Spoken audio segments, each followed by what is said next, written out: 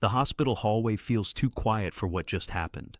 The lights buzz softly above, cold and white. A doctor stands in front of her, mask lowered, eyes tired. He doesn't need to say much. One slow shake of his head is enough. "I'm sorry," he says. The poor girl's fingers tighten around the edge of her father's worn jacket. It still smells like him. Medicine, sweat, home. Her knees almost give up, but she doesn't fall. She just stands there, staring at the ICU door that will never open for her again. Machines inside go silent. Everything else feels loud. She presses her forehead against the wall. No scream, no drama, just a quiet breath that breaks in the middle. "I promised I'd bring you home," she whispers, not sure who she's talking to now. Her father is gone. She couldn't save him. The girl is 20, thin, ordinary, someone people pass every day without looking twice. She remembers the nights she stayed awake beside her father, holding his hand when the pain came. How she skipped meals to buy his medicine. How she told him stories so he wouldn't think about death. In the end, love wasn't enough. Footsteps echo down the hallway, fast, confident. A different world moves through the same space. A group of doctors rush past, followed by security. In the center of it all walks a tall man in a perfect suit. His face is sharp, controlled, but his eyes are burning.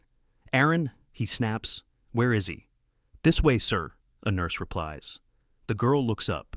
She watches as the sick child on a stretcher is pushed into a private ICU room. The child is small, pale, eyes half open. Tubes and wires surround him. The man follows, never breaking eye contact with his son. This is the billionaire, a man who can buy anything. Even time, she thinks. As she steps back to give way, she bumps lightly into the man's shoulder.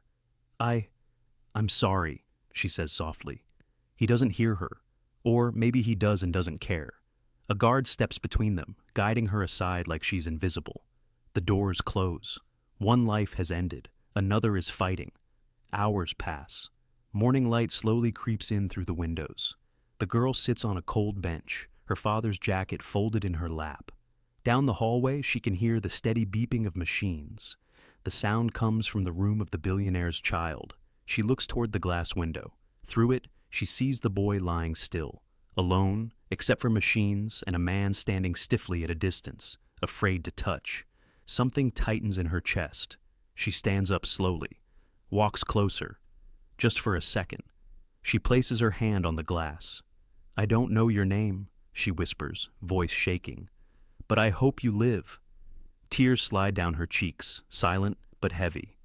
As she turns to leave the hospital at dawn, she stops at the door. She looks back one last time at the ICU room and breathes a broken prayer into the empty air. The alarm screams through the ICU, sharp and unforgiving. Nurses rush in, doctors speak fast, voices overlapping. The billionaire stands frozen at the foot of the bed, his hands clenched so tight, his knuckles turn white. For the first time in his life, he has nothing to command this moment. "Heart rate dropping," a nurse says. "Prepare medication, now." The small body on the bed barely moves. The child's chest rises, then struggles to fall.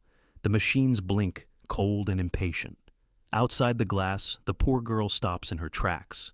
She was already halfway down the hallway, ready to disappear back into a life that feels empty without her father.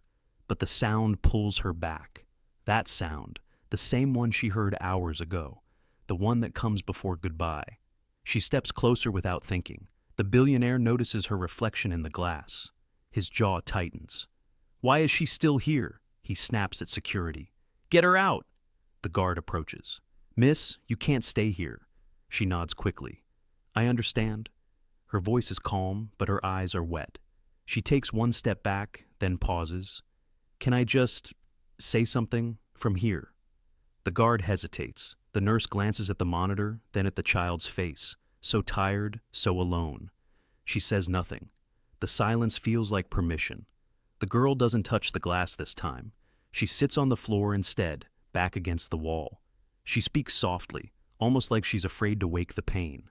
"When my father was sick," she says, "he was scared of the nights. He said the dark made his thoughts louder." Inside the room, the child's fingers twitch. "So, I used to talk about small things, about mornings, about places we'd go someday." Her throat tightens, but she continues. I don't know if you can hear me, but you're not alone. The boy's eyes flutter. The monitor steadies for a second. A nurse notices. His heart rate. It's slowing, she murmurs. Not worse.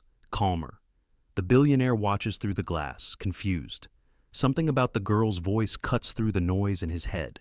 He hates that it does. Hates that comfort is coming from someone he ignored. Hours pass. The crisis eases but doesn't end. The girl comes back the next day, and the next. Sometimes she sits in silence. Sometimes she tells stories about her father, about dreams she never got to chase. The child listens. He even smiles once. A small, weak smile, but real. One afternoon, the billionaire steps out. "You shouldn't get attached," he says flatly. "This isn't your responsibility." She looks up at him. "I know," she replies, "but neither was my father's illness. I stayed anyway." He has no answer. That night, everything falls apart again. Alarms scream louder than before. Doctors run. The billionaire drops to his knees, his voice breaking. "Please," he whispers, "do something." Through the chaos, the child turns his head slightly. His lips move. No sound comes out at first. Then, barely there, a single word slips free. "Her!" Everyone freezes. The billionaire looks toward the hallway. And for the first time, he calls the poor girl back. The ICU doors swing open, and the poor girl steps inside for the first time. The room smells sharp: medicine, plastic, fear. Machines surround the bed like silent guards. The child looks smaller up close, fragile, fighting. The billionaire stands aside. There is no anger in his eyes now, only fear. He nods once, slowly, giving permission he never thought he'd have to give. She moves closer to the bed. Her hands shake, but she doesn't pull them back. She takes the child's thin fingers in hers. They are cold, too cold. "It's okay," she whispers. Her voice is steady, even though her heart is breaking all over again. "I'm here." The machines scream, then soften. A doctor watches closely. A nurse holds her breath. The girl leans in. "I couldn't save my father," she says quietly, tears falling onto the sheets. "I begged him to fight. I told him I needed him. But sometimes, love can't stop things." The billionaire turns away, covering his face. He hears his own fear spoken out loud for the first time. "But you," she continues, squeezing the child's hand gently, "you're still here. That means there's time, and time is hope." The child's eyes flutter open. He looks at her, really looks. His fingers tighten around hers. "Stay," he whispers. "I will," she promises, "as long as you're fighting." The heart monitor steadies, not perfect, but alive. Doctors rush back in with purpose now, not panic. Orders are shouted. Hands move with hope again. Minutes feel like hours. Finally, the lead doctor exhales. "He's stable," he says. "We're not out of danger, but he's holding on." A sound breaks from the billionaire's chest. Not a sob, something deeper. He sinks into a chair, tears running freely, unashamed. Later, the room grows quiet. The child sleeps. The girl steps back, wiping her face. She reaches for her father's old jacket, still folded over her arm. The billionaire approaches her slowly, like he's afraid the moment will disappear. "I never asked your name," he says. She tells him. "Just a name, nothing special." "You gave my son something I couldn't buy," he says. His voice cracks. "Thank you." She shakes her head. "I didn't save him," she says softly.